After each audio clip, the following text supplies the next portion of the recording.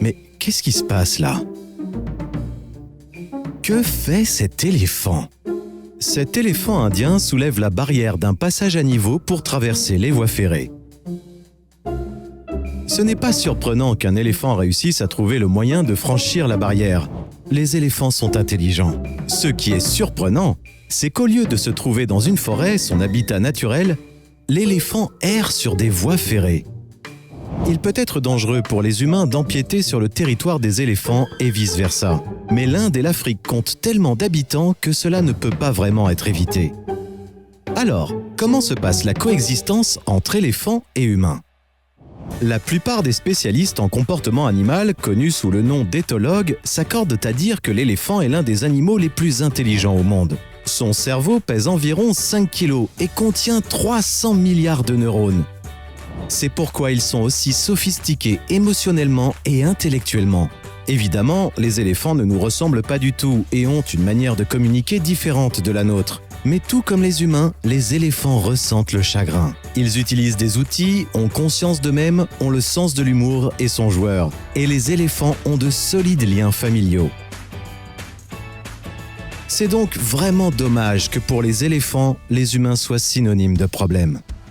Nous sommes leurs véritables prédateurs. L'homme chasse l'éléphant pour ses défenses, le force à travailler et détruit son habitat. Selon le WWF, Fonds mondial pour la nature, c'est parce que nous détruisons leur habitat que les éléphants pillent nos cultures. Ils peuvent causer des millions de dollars de dégâts. Les éléphants mangent habituellement de petites plantes, des fruits, des buissons, de l'herbe, de l'écorce d'arbres et des racines.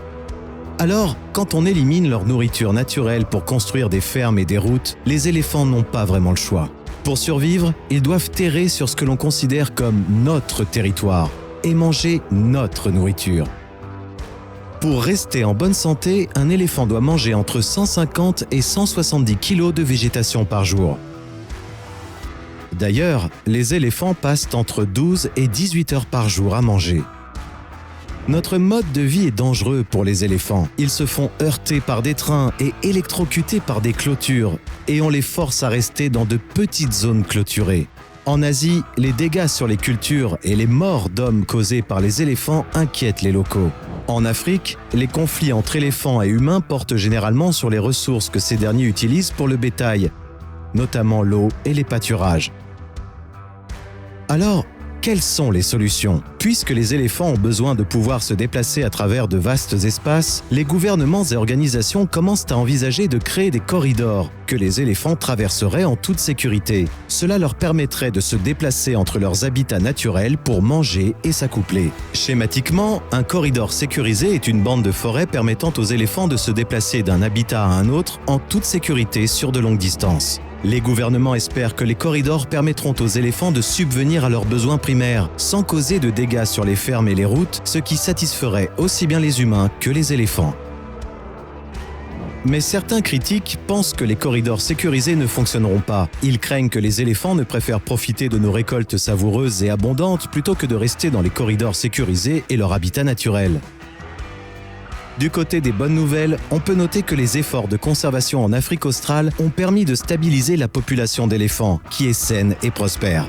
Une autre initiative qui fonctionne consiste à payer les agriculteurs pour les dégâts causés par les éléphants. En contrepartie, les agriculteurs s'engagent à ne pas blesser les animaux. Les clôtures organiques, qui consistent à planter des piments et installer des ruches autour des fermes, sont une autre solution, permettant de tenir éloignés les éléphants sans les blesser. S'il est vrai que notre relation avec les éléphants est loin d'être parfaite, de récents signes prouvent que l'on peut partager nos territoires et coexister pacifiquement. Il ne reste plus qu'à espérer que ces progrès continuent et qu'un jour, les éléphants et les hommes n'auront rien à craindre les uns des autres. Manger jusqu'à 18 heures par jour et voler nos pommes de terre, c'est le quotidien des éléphants. Et c'est ce qui en fait des créatures extrêmes.